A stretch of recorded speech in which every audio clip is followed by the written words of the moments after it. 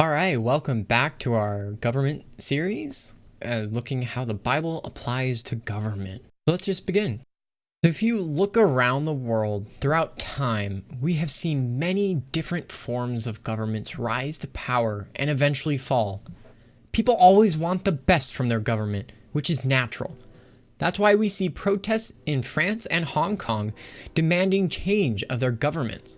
Each nation runs their government differently. But which is the best? The first few lessons helped us determine that we need multiple governments.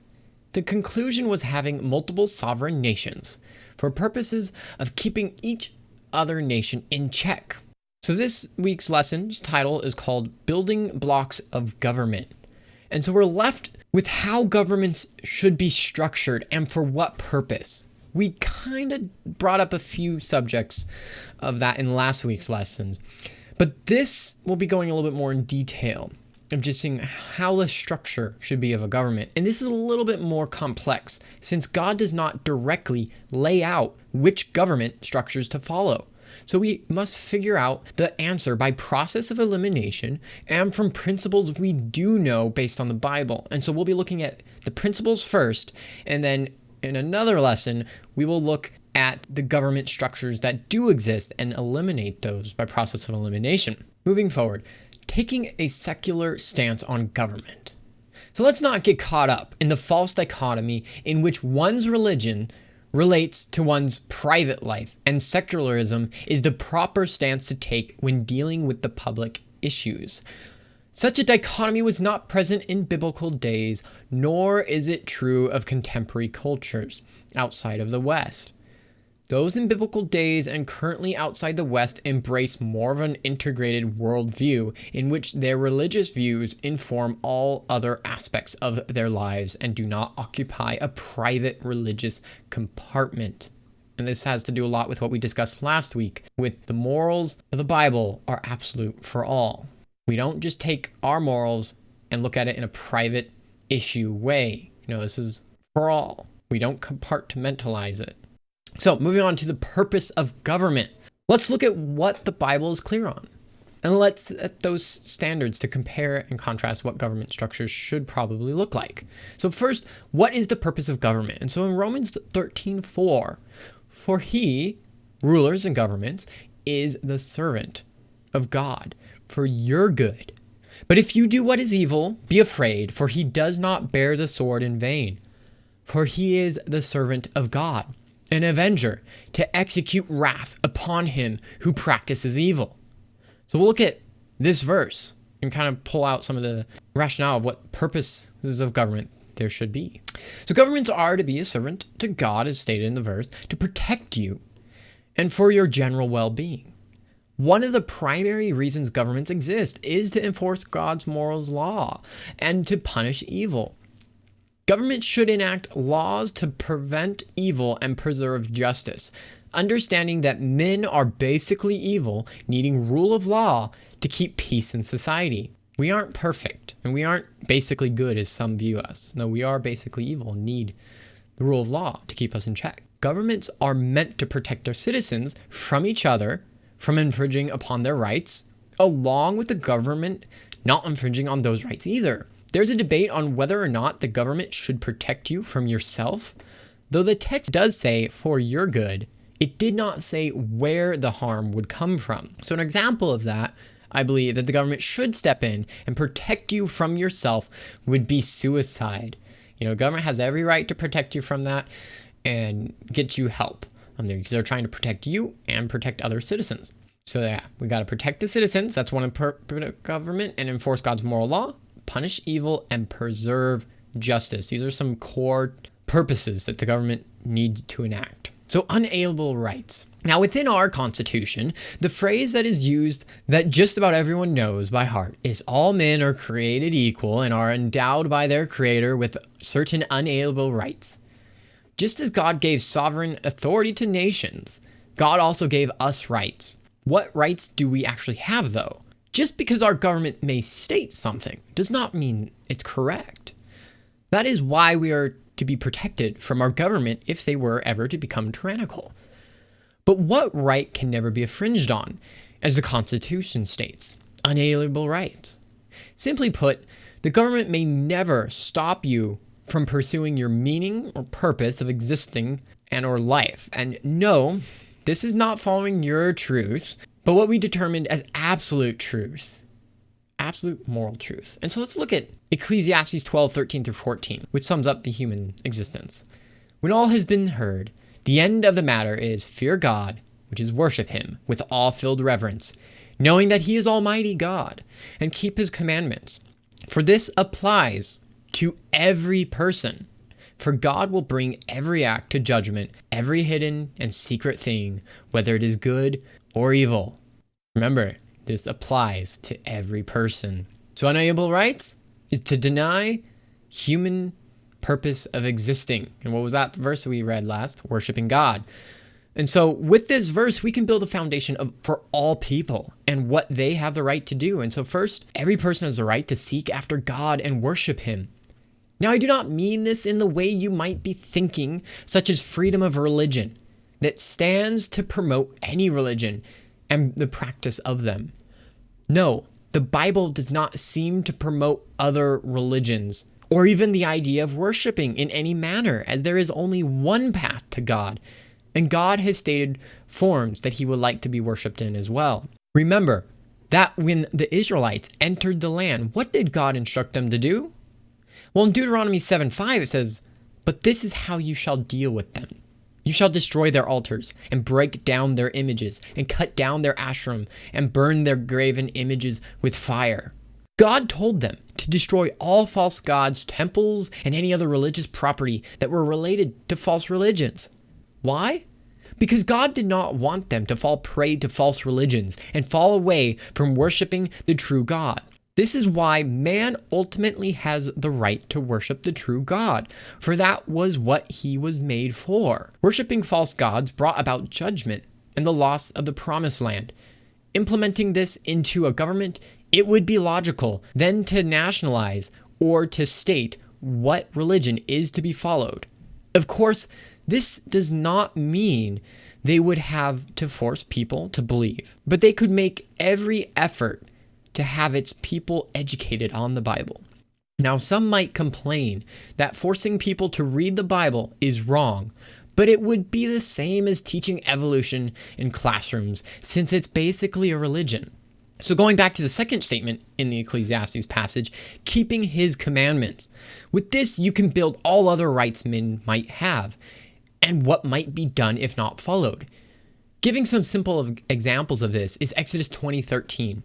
Thou shalt not murder. Think about this verse. What God is prohibiting you from taking away? This is the right that God has given all men, the right of life. You do not have the right to take away your neighbor's life, nor does he have the right to take yours. So from this one simple commandment, you can gather you have the expressed right to life from God. Now, of course, if you break this commandment, you cannot state you have the right of life when the government enacts the death penalty on you. For in Genesis 9:6, whoever sheds the blood of man, by man shall his blood be shed. For God made men in his own image. You have rights up until you infringe upon another's rights, in which case you lose your rights and will be judged by the government that God set up. Remember, the government has the right to judge its citizens for breaking God's law. We do not have time to go through every law, since it would just become a lesson on Leviticus and Deuteronomy again. But you can see that our rights come from God's law, and we will get to some more examples. But you can see that the principle here, you can look at a law and you understand what is the rights, and you can take from there. But moving on, laws/rights. How should the government enforce its laws and rights, since they are two sides of the same coin? The first thing that comes to mind is a police force. However, the Bible does not directly indicate the formation of a police force. In the Romans passage, the first states the government bears the sword. Yes, this is in one sense a metaphorical sword of judgment, but at the same time, if someone breaks the law, is the government just going to hope everyone turns themselves in? No, the government needs a group of people to enforce the law, but also protects its people. The police officer who enforces the just law of the land should consider himself or herself God's servant, and towards the lawbreaker, an agent of God's wrath, sent to keep the peace. One of the most important jobs of every police officer is the restraint of evil in society. A dangerous career, a noble calling, and a profession congruent with the biblical desire for justice and righteousness. See, in Psalms 82, 3-4, defend the poor and the fatherless, do justice to the afflicted and the needy, deliver the poor and needy, free them from the hand of the wicked. During Bible times, most men were capable of fighting and defending themselves. Everyone would have probably had a sword. There may have not been a need for a police force, since everyone was responsible for protecting themselves and their families. But now, since we have such strict access to firearms and a sword would pretty much be useless in today's age, we must rely on the police to protect us. And so police protect and enforce the law as crimes happen. Though after the fact, God has been much clearer on what systems should be set up.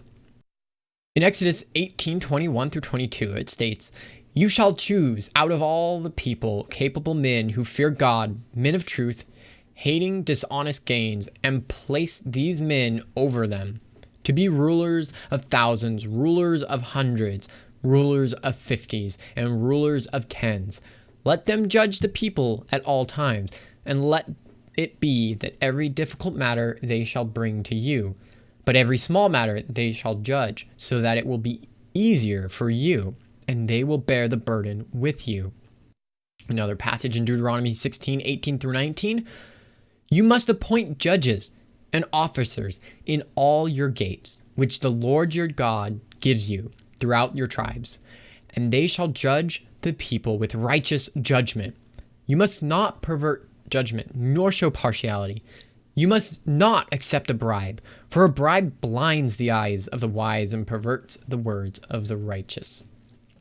And so we see the judges and officers being instated here. Now, some argue that officers might be reference to police or some sort of law enforcement there, since it's separate from judges. But another passage, Deuteronomy 19:15-19. "A single witness must not rise up against a man on account of any iniquity or any sin that he sins. At the testimony of 2 witnesses or at the testimony of 3 witnesses shall the matter be established. If a false witness rises up against any man to testify against him to accuse him of doing wrong, then both the men between whom the controversy is must stand before the Lord, before the priests and the judges who are in office those days. The judges will thoroughly investigate, and if the witness is a false witness and has testified falsely against his brother, then you must do to him as he conspired to have done to his brother. In this way, you must remove the evil from among you." So these verses show that a court system should be set up within all the lands with just men carrying out the law among peers. They were to judge without showing partiality on the rich or the poor. Now, it also states that they should be God-fearing as well. If a problem was too difficult for the local judge, then it would be solved by a higher court until it reached the top, which at the time was Moses. But you can see how we formed a Supreme Court system to solve the most difficult problems in America. Within the court system, people are to be considered innocent until proven guilty by the testimony of 2 or more. And on top of that, to prevent false accusations, the Bible prescribed that any found to bring a false allegation on a person, they would receive the same punishment of the crime being lied about. Now, we don't actually currently have that on our laws, or on the books of our laws. So people can bring about false allegations, and there's been reports of false rapes and false murder. You know, people are framing people for crimes that they didn't commit. And what happens in the end? You know, they get a slap on the wrist, they go home, you know, not much happens to them. But I think this would actually be a very good law and would prevent lots of framing of crimes on people because they would be afraid that they would also get the same punishment as well, which is what's prescribed here. So furthermore, the Bible was clear, though, that the law must be prescribed equally on all men. Just because someone was poor or rich did not negate the crime being committed or give anyone a free pass. See, in Leviticus 19:15, it says, "You shall do no injustice in judgment. You shall not be partial to the poor, nor honor the person of the mighty. In righteousness, you shall judge your neighbor." It seems, however, that if you're famous or wealthy or a person in power, you can avoid the law. I'm sure we all are aware of the O.J. Simpson case. Or currently, if you're more politically involved, Comey broke some laws or rules that he wasn't supposed to do, but it seems like he's getting a free pass anyways. But in God's eyes, we are all equal under the law and should not be treated specially, even though there are actual many Christians out there, even that state the opposite, that, well, if a person's poor, well, it's okay if they steal, or, it shouldn't be like that, though. You can't just give people free passes, or vice versa for the rich, that they can just bribe their way out of jail. You do the crime, you serve the time, as it's stated. So hierarchies keep order. You might be noticing that there seems to be order within these concepts. It follows that God created the world with hierarchies, which assist in keeping order. This is kind of pointing out the obvious, but governments should be set up in a hierarchical nature. See, 1 Corinthians 14:40. But all things should be done with regard to decency and propriety and in an orderly fashion. The concept of hierarchies and order, really only disqualifies a few forms of government. But we'll get to that later. I think what may be more interesting is what structures the Bible does condone. See, in Psalms 97:9, "For you, Lord, are most high above all the earth." God is, of course, at the top of the hierarchy, which is in the Old Testament. Moses, Joshua, and Samuel were all at the top of Israel in the judicial system, basically the representatives for God. And so when God and then men, those men leading. Later, Israel had judges and kings as well.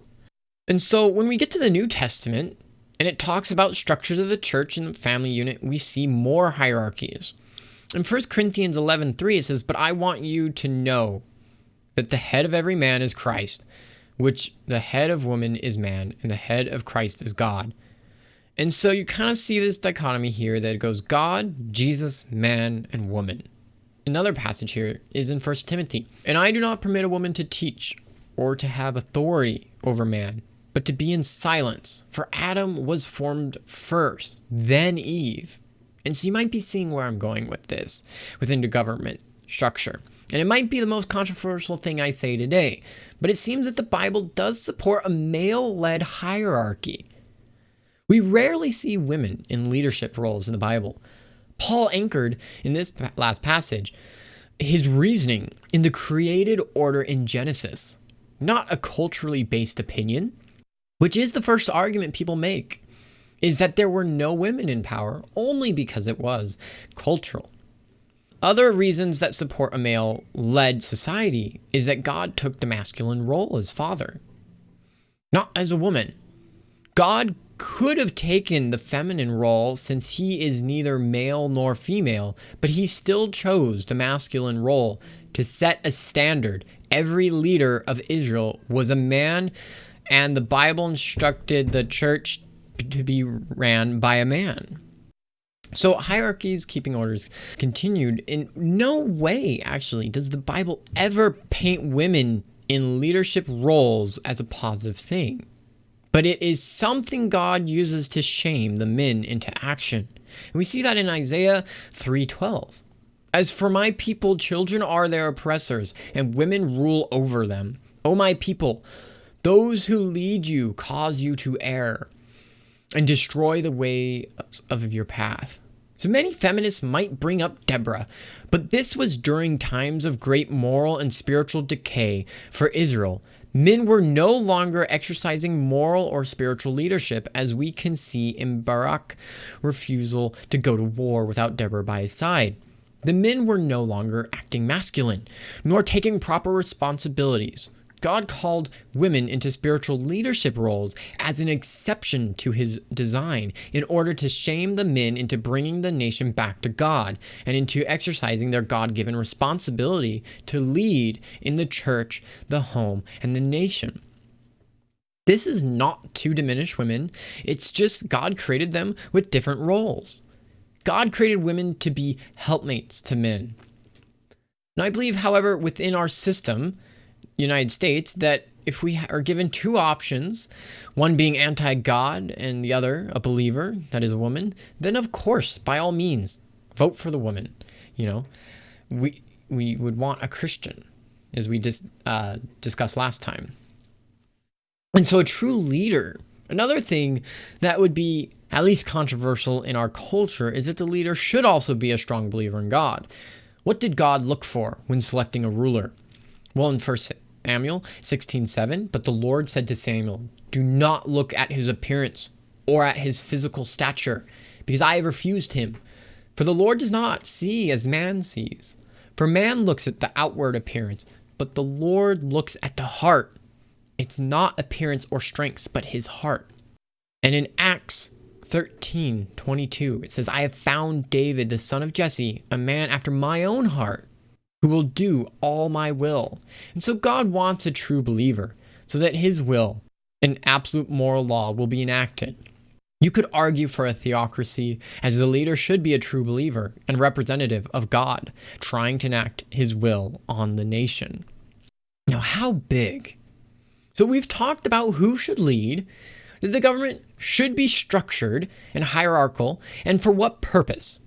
The next step is the size of government. And this topic entails a few subtopics, but it should be small. Small government, anti-waste, and not a welfare state.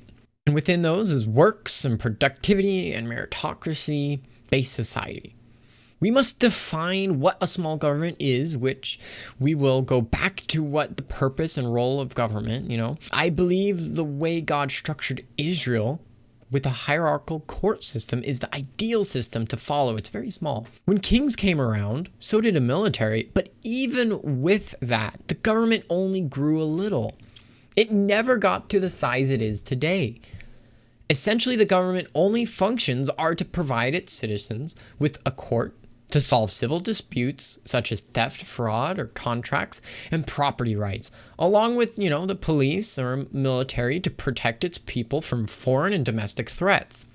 Also, there could be a few regulatory branches to ensure safety of its people, such as building codes and FDA, as we looked kind of last week, showing love to our neighbors and protecting them. Now, economically, the government is instrumental on what develops under it. So what not to do, though, which is the government should not be playing the role of redistributing wealth or controlling wages or industries outside of abusive monopolies and false advertising, since these would fall under your rights not to be lied to or taken advantage of. Another government that has no role in is research funding. Now, I would say, and put an asterisk on that outside of military because we're trying to protect our people. But research funding, that should be not something the government does. And actually, on my research on this, one such bizarre project that the government spent about $500,000 studied how cocaine affected the sexual behavior of Japanese quails. Of course, the researchers had a goal, supposedly, and they were trying to look at how cocaine abuse affected risky sexual behavior in humans. But I could have told you that drugs are bad for free. Didn't need to spend $500,000 for that. The Bible said, "Go to the ant, O sluggard, consider her ways, and be wise." It didn't say inject it with drugs to see what bad choices it makes. No. We got works-based society and meritocracy.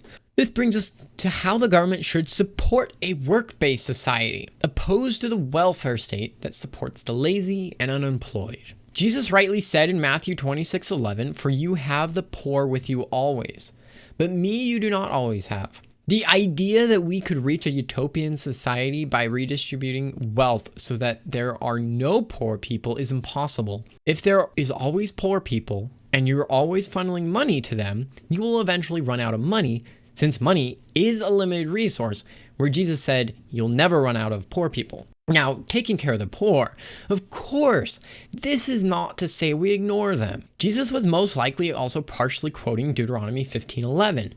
For the poor will never cease from the land. Therefore, I command you, saying, you shall open your hand wide to your brother, to your poor and your needy in your land. So, what was instructed in taking care of the poor, though? Well, in Exodus 22:25, says, if you lend money to any of my people who are poor among you, you shall not be a money lender to him. You shall not charge him interest. So if a poor person requests money, do not exploit him and charge interest, only the original amount.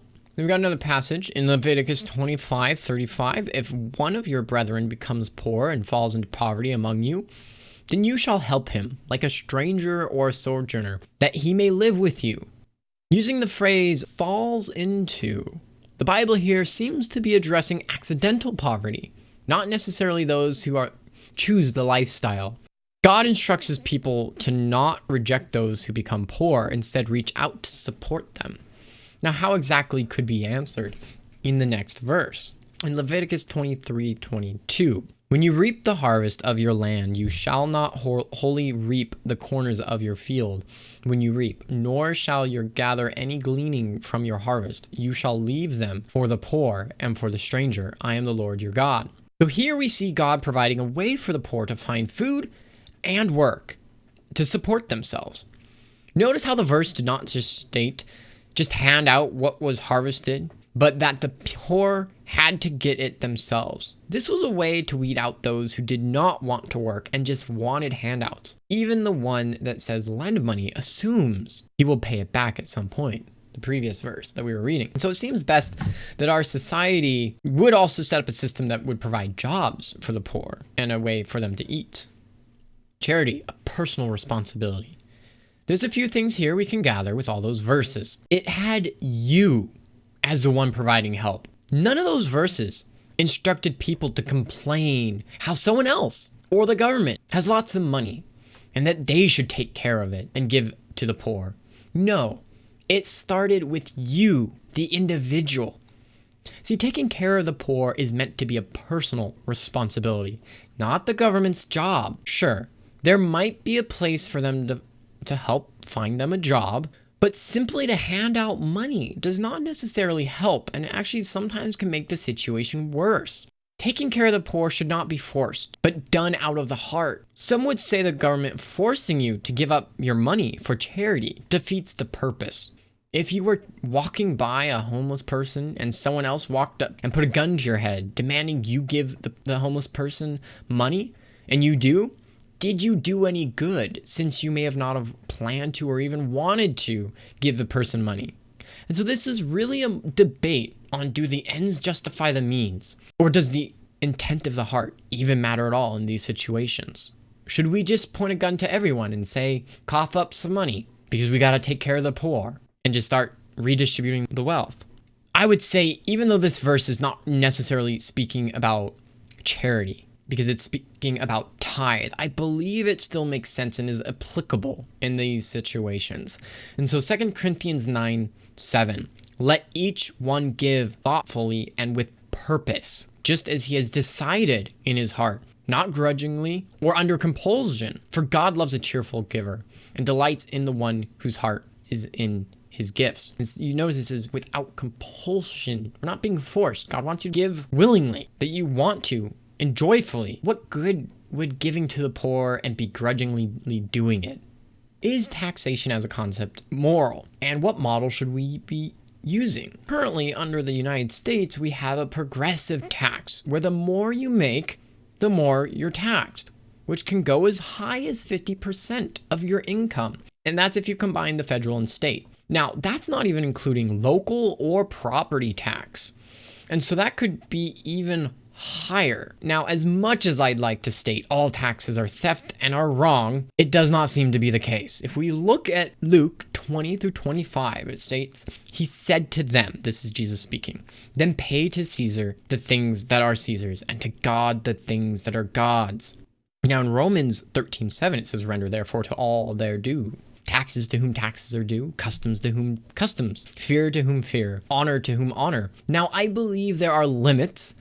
We would not just accept 100% tax as moral. These verses were stated when the Roman tax was only around 3%. Wouldn't that be nice? But that's what I was able to find. But that was because the government was relatively small. All that it had to support was a Caesar, a military, and possibly some building of roads. They didn't have to fund all the crazy things that we are funding today, as like I mentioned, that weird, bizarre research study. Rome was not wasteful with their money. And so we have to decide though, what percent would be moral. And so there's an interesting tax, also known as the head or temple tax, that I found in the Old Testament, that was levied on the Israelites to maintain the temple as they took a census. This popped up multiple times throughout the Old Testament and seemed to be a yearly tax. And most interestingly, this tax showed up in the New Testament with Peter retrieving a piece of money from a fish to pay his and Jesus' temple tax. Now, if you'd like to read that little short story, that's in Matthew 17:24 through 27, but I'm sure we all remember that story well. But I actually never knew that the money that was being pulled from a fish was actually to pay the temple tax. In 2 Chronicles 24:5 through 6, it says, he gathered the priests and the Levites and said to them, go out to the cities of Judah and collect money from all Israel to repair the house of your God from year to year. So this is where we see the yearly part, and see that you do it quickly. But the Levites did not act quickly. So the king called for Jehoiada, the high priest, and said to him, why have you not requested the Levites to bring in from Judah and Jerusalem the tax for the tent of testimonies, which was authorized by Moses, the servant of the Lord and the servant of the assembly of Israel? And so what passage is this passage referring to that Moses authorized? Well, that would be in Exodus 30:11 through 16. Then the Lord spoke to Moses, saying, when you take a census of the children of Israel for their number, then every man shall give a ransom for himself to the Lord, and that's the tax, when you number them, that there may be no plague among them when you number them. This is what every one among those who are numbered shall give, half a shekel according to the shekel of the sanctuary. The half shekel shall be an offering to the Lord, everyone included among those who are numbered from 20 years old and above shall give an offering to the Lord. So the rich shall not give more, and the poor shall not give less than a half a shekel. When you give an offering to the Lord to make atonement for yourselves, and you shall take the atonement money of the children of Israel, and shall appoint it for the service of the tabernacle of the meeting. This is where it's called the temple tax, or the head tax, because it's also done under a census. So that is maybe a memorial for the children of Israel before the Lord to make atonement for yourselves. So this is the Old Testament passage that the other Old Testament passage was referring to. Taxes should be flat, that are paid equally. Anything more would be unfair. Now, interestingly, in the previous verse we just read, it had a flat rate, not even a percent, so that everyone gave an equal amount, that neither burdened the poor, because asking too much, or took advantage of the rich, taking too much of theirs. Now, I don't believe you can really completely argue for a complete flat rate, since God required a tithe or a tenth, which is a percent, but at a certain point, a person does become a slave to the government if it takes the majority of its income for itself. People have a right to the profits of their labor. Now, some would point to the verses in Acts 2:44 through 45. Now all who believed were together, and all things in common, and sold their possessions and goods, and divided them among all as anyone had need. Now that sounds a lot like socialism. But if we kept reading, we hit the story of Ananias and Sapphira, who lied about how much they gave. The important verse to note is Acts 5:3 through 4. But Peter said to Ananias, why has Satan filled your heart to lie to the Holy Spirit and keep back part of the price of the land for yourself? While it remained, was it not your own? And after it was sold, was it not your own control? Why have you conceived this thing in your heart? You have not lied to men, but to God. And so Peter stressed that they had every right to keep as much profit they got for selling the land and did not have to give it all to the church. But they lied about giving all their money when God never demanded this. And that was the problem, was the lie, not that they didn't give everything. So lastly, I believe tax should not exceed what we give God, for it is holding government higher than God. Taxes should be lowered, I would believe, to 10% or even lower. And if we did this, this would force the size of government to shrink. Also be beneficial, but remember, we wanted a small government. Because the bigger the government is, the more wasteful it is, and the more bloated it becomes. Now within the government, we have a productive citizens. God from the very beginning intended a society of work. So productivity. In Genesis 2:15, then the Lord God took the man and put him in the Garden of Eden to tend and keep it. And again in Genesis 1:26, then God said, let us make man in our image, according to our likeness. Let them have dominion over all the earth. God gave us land to take dominion of, which gives us our fundamental right of property rights. But also, he created man and gave him a job. He did not make a world that he sat around all day doing nothing. Jesus told a few parables on work. There is a parable of the minas in Luke 19:11 through 27, if you'd like to look that up. Long story short, a noble man gave a few of his servants some money to do business. Upon his return to see how things went, his servants all made investments and made money, except for one who hid the money out of fear of losing it. The master was angry with the one who wasted the money and ended up giving the money to the ones who made profit. The parable teaches that God wants us to be productive with our time and money, not wasting it. This is one of the areas we derive a Christian work ethic. We also see it in Colossians 3:23 that says, and whatever you do, do it heartily as to the Lord and not to men.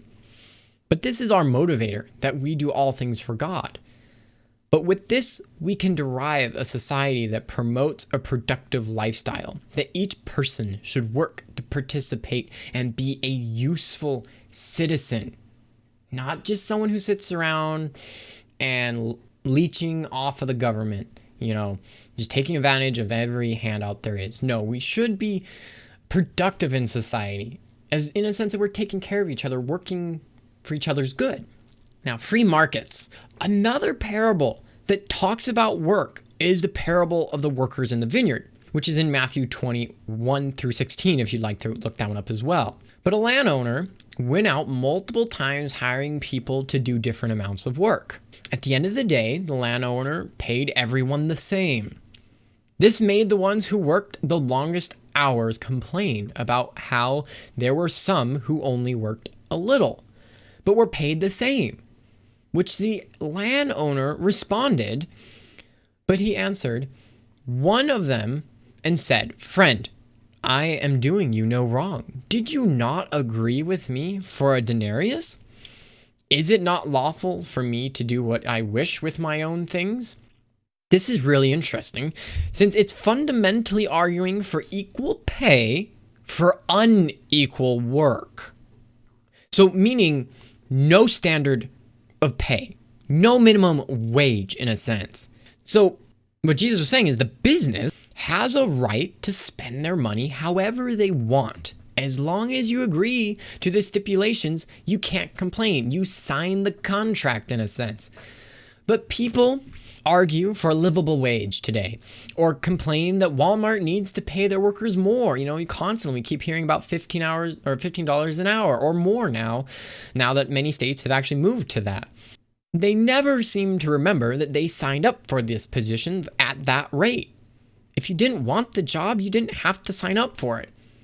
This supports a capitalistic model and even the idea of no minimum wage, but solely that contracts must be enforced, that there's a free market, that the government shouldn't just force things, that if you sign up for a contract, it's got to be enforced.